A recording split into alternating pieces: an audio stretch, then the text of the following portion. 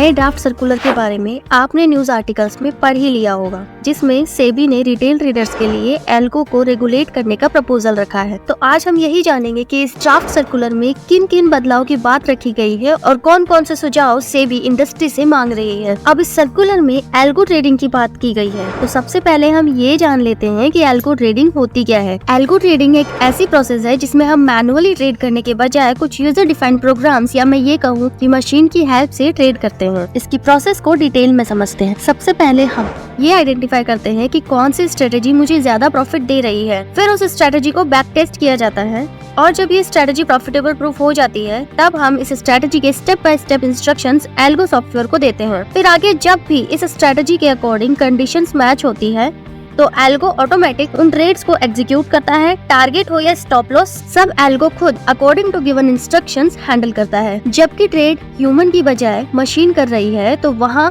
Profit के chance बढ़ जाते हैं, क्योंकि वहाँ से इमोशंस जीरो हो जाते हैं। यानी प्रॉफिट हो रहा है तो जल्दी से बुक कर लेते हैं, भले ही टारगेट आया हो या नहीं। लॉस हो रहा है फिर भी एग्जिट नहीं करते, भले ही डिसाइडेड स्टॉप लॉस आ गया हो।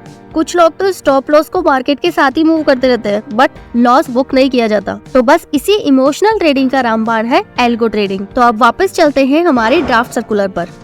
यहाँ पर बोला गया है कि अगर कोई ब्रोकर है और उनके पास प्रॉफिटेबल स्ट्रेटजीज हैं और उन स्ट्रेटजीज को ब्रोकर एल्गो पर प्रोवाइड कराता है सब्सक्रिप्शंस देके, तो अब ब्रोकर को इन स्ट्रेटजीज को पहले सेबी के साथ रजिस्टर करना होगा और अप्रूवल लेना होगा। और अगर इस तरह की एल्गो किसी ने पर्सनल यूज के लिए भी बनाई है तो भी उसे सेबी से अप्रूवल लेना होगा और सेबी आपको बताएगी कि आपको इन स्ट्रेटजीज को डिस्क्लोज करना है या नहीं। और अगर डिस्क्लोज नहीं करना है तो आप सिर्फ खुद इन एल्गो पर ट्रेड कर सकते हैं। और इतना ही नहीं, अगर कोई इंडिविजुअल या ब्रोकर या कोई वेंडर अपनी अप्रूव्ड स्ट्रेटेजी में कोई चेंज भी करना चाहे तो भी उसे सेबी से अप्रूवल लेना होगा। अब भी बहुत से ब्रोकर बहुत सी एल्गो स्ट्रेटेजीज ऑलरेडी लेकर बैठे हैं जिसे सिर्फ सब्सक्राइब करना होता है। लेकिन जैसे कि हम सब ये जानते हैं कि जो इंस्टीट्यूशनल इन्वेस्टर्स होते हैं उनके पास डायरेक्ट मार्केट एक्सेस होती है और उनके ऑर्डर्स को-लोकेशन सर्वर पर जाते हैं, तो वो पहले एग्जीक्यूट होते हैं। ये ट्रेड्स और नॉर्मल रिटेलर्स की ट्रेड काफी लैग करते हैं। इन्हीं सब के चलते सेबी रिटेल इन्वेस्टर्स के लिए एल्गो ट्रेडिंग रेगुलेट कर रही है। बट अभी भी सब कुछ क्लियर नहीं है।